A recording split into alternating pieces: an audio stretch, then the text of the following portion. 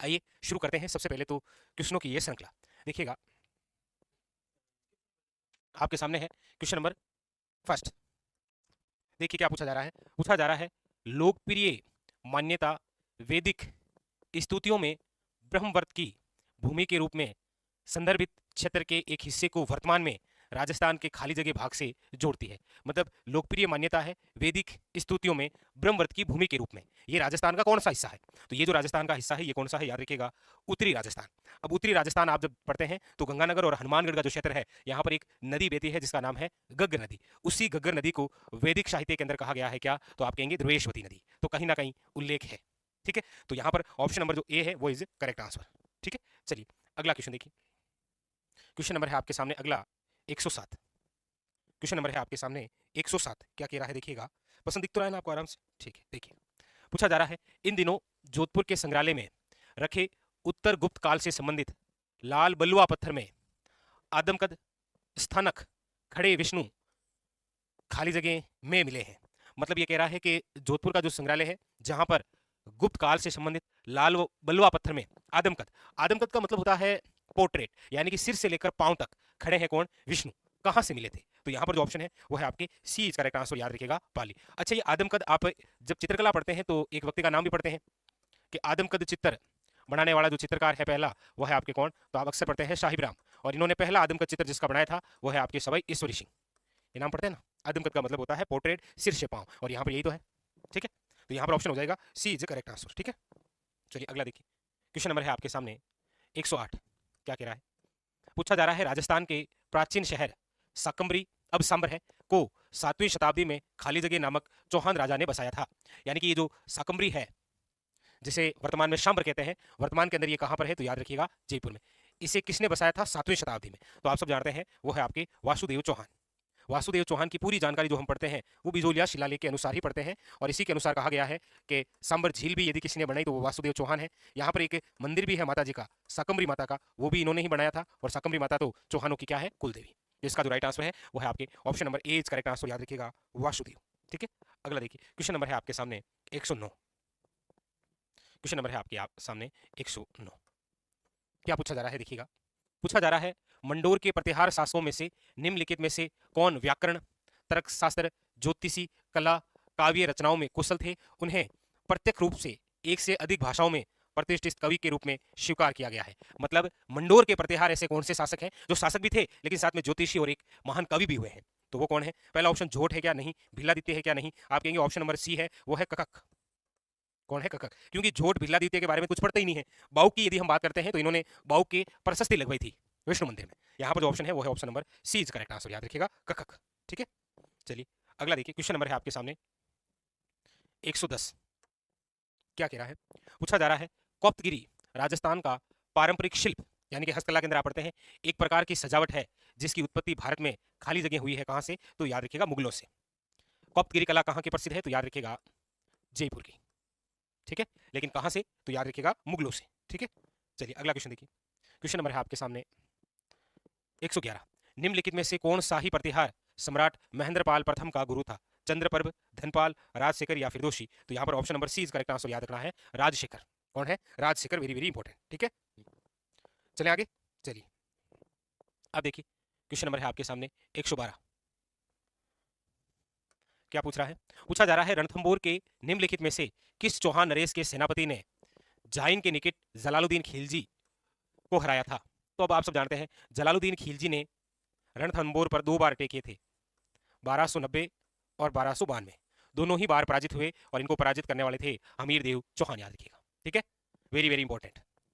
और हमीर देव चौहान के कौन से सेनापति ने? तो याद रखिएगा गुरदास सैनी। सेनापति का नाम नहीं पूछा इसने वरना क्वेश्चन और शानदार हो जाता। गुरदास सैनी ने पराजित किया था, जो किसका सेनापति था? हमीर का। याद रखिएगा। ठीक है, चलिए अगला क्वेश्चन देखिए। अगला है 1947 में स्वतंत्रता और भारत के विभाजन के समय राजपूताना की रियासतों के अधिकांश क्षेत्र समस्या मुक्त रहे, लेकिन निम्नलिखित में से किस राज्य में व्यापक स्तर पर हिंसा हुई थी? तो आप सब जानते हैं 1947 आजादी के समय राजपूताना, मतलब हमारे राजस्थान की यदि हम रियासतों की बात करें तो किसी में कोई समस्या नहीं थी लेकिन थोड़ी थोड़ी। एक ऐसी है जहां पर व्यापक स्तर पर हिंसा हुई थी, वो है आपके option number B is correct answer. याद रखिएगा भरतपुर। भरतपुर में जब आप किसान आंदोलन पढ़ते हैं तो भी यहाँ पर एक आंदोलन पढ़ते हैं, मेव किसान आंदोलन, सांप्रदायिक दंगे हो गए थे। ठीक है, ये वही है ऑप्शन नंबर बी, भरतपुर। अगला देखिए क्वेश्चन नंबर 114 क्या कह रहा है, दलितों और उपेक्षित समूहों से सामाजिक भेदभाव को दूर करने के लिए जयपुर राज्य की विधानसभा ने खाली जगह जयपुर हरिजन विधेयक 1947 पारित किया था। कब? तो ये बात है अगस्त 1947, याद रखिएगा। Option number C is correct answer. ठीक है, चलिए अब देखिए क्वेश्चन नंबर है आपके सामने अगला, इधर से 115 क्या कह रहा है, देखिएगा, ये लीजिए, दिख रहा है। क्वेश्चन नंबर है आपके सामने 115 क्या कह रहा है, 1945 और 46 में अखिल भारतीय राज्य जनता सम्मेलन किस स्थान पर आयोजित किया गया था, जिसमें यह कहा गया था कि केवल उन राज्यों या राज्यों के समूह को जिनकी न्यूनतम जनसंख्या 50 लाख और राजस्व 3 करोड़ रुपए या अधिक का है को ही स्वतंत्र या संघीय भारत में स्वतंत्र इकाई का दर्जा दिया जाना चाहिए। 1945 और 46 के अंदर अखिल भारतीय राज्य जनता जो सम्मेलन हुआ था वो कहां पर हुआ, ये हमसे पूछ रहा है। क्वेश्चन तो ये इतना ही है, लेकिन इसने इतना घुमा दिया है कि ये वो अधिवेशन था जिसमें यह कहा गया था कि उन राज्यों या राज्यों के समूह को जिनकी न्यूनतम जो जनसंख्या है वो 50 लाख और राजस्व जो है वो 3 करोड़ रुपए या इससे अधिक हो तो ही वो स्वतंत्र या फिर संघीय भारत में स्वतंत्र इकाई का दर्जा प्राप्त कर सकता है। ये कहां पर हुआ था, बस इतना याद रखना है, उदयपुर में। ठीक है, याद रखिएगा कहां पर हुआ था, उदयपुर में। अगला देखिए, अगला है आपके सामने, अरावली पर्वत श्रृंखला की सबसे ऊंची चोटी है गुरु शिखर, राजस्थान में खाली जगह के पास स्थित है। अब गुरु शिखर आप सब जानते हैं जिसकी ऊंचाई 1722 और 1727 मीटर है। ये कहां पर है तो आप सब जानते हैं माउंट आबू शिरोई में। ठीक है, लेकिन जिस प्रकार से ये पेपर हम सोल्व कर रहे हैं वो क्वेश्चन ऐसे बना सकता है कि अरावली पर्वत श्रृंखला की सबसे ऊंची चोटी गुरु शिखर निम्न में से किस गुरु के नाम पर है, तो याद रखिएगा गुरु दत्तात्रेय के नाम पर क्या है इसका नाम, गुरु शिखर। ये क्वेश्चन अभी तक केवल एक ही बार पूछा गया है। ठीक है, और गुरु शिखर को क्या कहा गया है तो याद रखिएगा संतों का शिखर। किसने कहा था तो याद रखिएगा कर्नल जेम्स टोड ने। बस मैं एक और क्वेश्चन आपसे पूछूंगा कि ये जो गुरु शिखर है जिसकी ऊंचाई फिट में बतानी है कितनी है। जितने भी स्टूडेंट ये वीडियो देखें ये जरूर कमेंट करके बताएं कि गुरु शिखर की जो ऊंचाई है वो फिट में कितनी है। ठीक है, बाकी यहाँ पर ऑप्शन जो हो जाएगा वो हो जाएगा आपके D is A correct answer. ठीक है, चलिए आगे अगला देखिए, अगला क्या है, अगला है बेराच, कोठारी, खारी निम्नलिखित में से किस नदी की सहायक नदियां हैं। अब देखिए ये बेराच, ये बेड़च है, बेड़च, कोठारी, खारी, डाई, ये सब जिसकी सहायक नदियां हैं वो है option number B is correct answer. याद रखिएगा बनास, राइट आंसर क्या है बनास। ठीक है, चलिए अगला देखिए क्वेश्चन नंबर 118। 118 देखिए क्या पूछ रहा है, पूछा जा रहा है राजस्थान में अरावली पर्वत श्रृंखला किस दिशा में फैली हुई है। ये राजस्थान है, ये उत्तर दिशा है, ये पश्चिम है, ये पूर्वी है और ये दक्षिण है, और ये अरावली ऐसे फैली हुई है, मतलब दक्षिण पश्चिम से उत्तर पूर्वी की ओर। राजस्थान के अंदर अरावली का जो विस्तार है वो आपके इसी प्रकार तो है, इसी प्रकार से तो है। ठीक है, तो आपके किधर से हो जाएगी, देख लीजिए दक्षिण पश्चिम से उत्तर पूर्वी की ओर। आप कहेंगे सर ऐसा कोई ऑप्शन में है नहीं, तो एक ही बात है उत्तर पूर्वी से दक्षिण पश्चिम की ओर, ऑप्शन नंबर डी। बाकी होना तो ऐसे ही चाहिए था, दक्षिण पश्चिम से उत्तर पूर्वी की ओर फैली हुई है कौन, अरावली। ठीक है, हाँ ये दिशा है तो ये दिशा इस ओर है, दक्षिण पश्चिम से उत्तर पूर्वी की ओर। ठीक है, चलिए क्वेश्चन नंबर है आपके सामने 119। भारत में राजस्थान निम्नलिखित में से किस खनिज का एकमात्र उत्पादक है, इनमें से एकमात्र उत्पादक। देखिए ऐसे जब भी नाम आते हैं एकमात्र उत्पादक तो 3 खनिज के नाम आते हैं, एक तो आता है वोलेस्टोनाइट, एक नाम आता है जास्पर, एक आता है आपके कैल्साइट। इन तीनों में राजस्थान एकमात्र उत्पादक है। ठीक है, तो यहां पर ऑप्शन नंबर हो जाएगा सी इज करेक्ट आंसर, याद रखिए। ठीक है, वैसे टंगस्टन भी आ जाए तो वही हो जाता है, फिर वो ऑप्शन के अकॉर्डिंग होता है। ठीक है, अब एक क्वेश्चन नंबर है आपके सामने 120 क्या कह रहा है,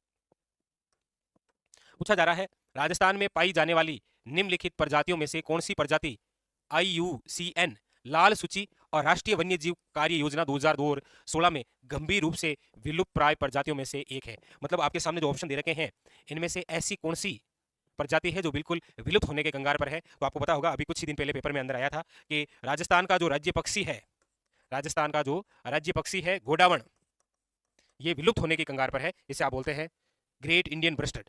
option number C is correct answer, यानी कि महान भारतीय सारंग जो है गोडावण, जो कि हमारे राजस्थान का राज्य पक्षी है, ये विलुप्त होने के कंगार पर है, ये कहा गया है। ठीक है, चलिए आगे चलते हैं, अगला देखिए क्वेश्चन नंबर 121। राजस्थान के पशुधन की थार पारकर नस्ल जुड़ी हुई है। अब थार पारकर जिसकी नस्ल है वो है आपके गाय की। ठीक है, थार पारकर है, राठी है, कांकरेज है, रेंडा है, अजमेरा है, ये सब की सब आपकी किसकी नस्लें हैं, गाय की। चलिए क्वेश्चन नंबर है आपके सामने 122 पूछ रहा है राजस्थान के निम्नलिखित में से किन दो जिलों में तालाबों से सिंचाई का क्षेत्रफल सबसे अधिक है। देखिएगा, तालाबों से सर्वाधिक सिंचाई, वैसे तालाबों से सर्वाधिक सिंचाई की हम बात करते हैं तो वैसे तो भीलवाड़ा है, वैसे तो कौन सा है, भीलवाड़ा। लेकिन आपको पता होगा क्षेत्र है वो विषय से पूछा जाए तो याद रखना है आपको दक्षिण पूर्वी। लेकिन यहाँ ऑप्शनों के अकॉर्डिंग हमें देखना है कि निम्नलिखित में से किन जिलों में, तो फिर हो जाएगा भरतपुर और याद रखिएगा Pali. Option number B is correct answer, Bharatpur वे पाली याद रखना है। ठीक है, चलिए अगला देखिए 123 क्या कह रहा है, राजस्थान के प्रमुख रासायनिक औद्योगिक परिसरों में से एक निम्नलिखित में से किस स्थान पर स्थित है। वापस पढ़िए क्या कह रहा है ये, आपसे पूछा जा रहा है कि राजस्थान के जो प्रमुख रासायनिक औद्योगिक परिसर हैं उनमें से इनमें कौन सा है। यहाँ पर बीकानेर में है क्या, नहीं, आप कहेंगे सर कोटा के अंदर है, चंबल फर्टिलाइजर्स रासायनिक कहां पर है आपके, याद रखना कोटा के अंदर। ठीक है, चलिए अगला क्वेश्चन देखिए, question number 124।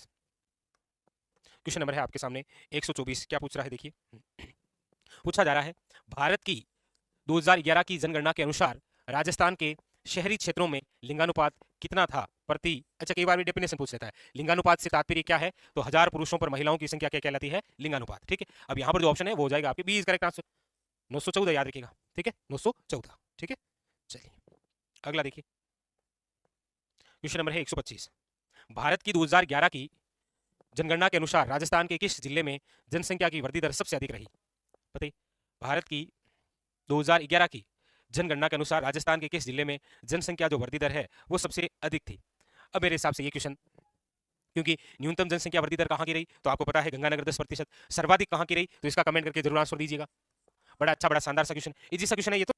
Question number 131, Rajasthan में बस्ता मुक्त दिवस यानी कि नो बैग डे कब आता है, ये भी इंपॉर्टेंट बात है, तो याद रखिएगा प्रति शनिवार बस्ता मुक्त दिवस मनाया जाता है, नो बैग डे। पहल निम्नलिखित में से किस क्षेत्र में है। अब नो बैग डे है, क्षेत्र कौन सा है, याद रखिएगा option number A is correct answer, शिक्षा के क्षेत्र से। ठीक है, शिक्षा का क्षेत्र दिख तो रहा है ना आपको। ठीक है, 133 नंबर क्या कह रहा है देखिए, पूछा जा रहा है राजस्थान में विधायक स्थानीय क्षेत्र विकास कार्यक्रम के तहत अनुसूचित जाति और अनुसूचित जनजाति की बस्तियों के विकास के लिए कुल वार्षिक आवंटित राशि के कम से कम कितने प्रतिशत की अनुशंसा की जानी चाहिए। यानी कि राजस्थान के अंदर जो आपके विधायक स्थानीय क्षेत्र विकास कार्यक्रम है ना, विधायक के कोटे से, उसके लिए अनुसूचित यानी एससी और एसटी की बस्तियों के लिए जो खर्चा आता है वो आपके कितने प्रतिशत, तो याद रखिएगा 20%। कितने आता है, 20% खर्च आता है। अब देखो करते हैं नहीं करते हैं, लेकिन 20%, ये एक अच्छा क्वेश्चन है, याद रखना है। क्वेश्चन नंबर 134 कि राजस्थान राज्य न्यायिक अकादमी कहाँ स्थित है, वेरी वेरी इंपॉर्टेंट क्वेश्चन है, याद रखिएगा जोधपुर। राजस्थान राज्य न्यायिक अकादमी जो है वो आपके कहाँ पर स्थित है, जोधपुर में। ठीक है, क्वेश्चन नंबर आपके सामने 135, पूछा जा रहा है 1929 में वनस्थली गांव में वनस्थली विद्यापीठ, आप जानते हैं निवाई टोंक, राजस्थान राज्य के पहले मुख्यमंत्री हीरालाल शास्त्री ने ग्रामीण पुनर्निर्माण के कार्यक्रम को लागू करने के लिए समर्पित सामाजिक कार्यकर्ताओं के समूह को प्रशिक्षित करने हेतु निम्नलिखित में से किसकी स्थापना की। घुमाया है, बाकी क्वेश्चन बहुत इजी सा है, थ्योरेटिकल देख के पूछा है। तो आप सब जानते हैं कि 1929 के अंदर वनस्थली जो गांव है जहां पर राजस्थान के पहले मुख्यमंत्री हीरालाल शास्त्री और इनकी पत्नी जिनका नाम है रत्ना शास्त्री ने एक संस्था चलाई थी, वो है आपके कौन सी, जीवन कुटीर, याद रखिएगा जीवन कुटीर के नाम से वनस्थली विद्यापीठ है निवाई टोंक में। ठीक है, तो इसका जो राइट आंसर है option number B is correct answer. ठीक है, तो ये था आज का हमारा पेपर जिसके अंदर हमने 35 क्वेश्चन किए हैं। बड़े अच्छे बड़े लेवल के क्वेश्चन थे, थोड़े लेंथली प्रश्न थे, मतलब पूरी थ्योरी डाल के पूछा है कि ये क्या है। ठीक है, बाकी क्वेश्चन इजी थे, ऐसा भी नहीं इतने भी इजी नहीं थे, लेकिन इस प्रकार के क्वेश्चन को जब आप पढ़ते हैं, अब देखिए 135 नंबर क्वेश्चन है, कितना इजी क्वेश्चन है, केवल इतना सा क्वेश्चन है कि 1929 में वनस्थली विद्यापीठ जो है आपके निवाई टोंक में निम्न में से कौन सी संस्था स्थापित की, जीवन कुटीर। ठीक है, चलिए मिलते हैं अगले सेशन में, तब तक के लिए धन्यवाद।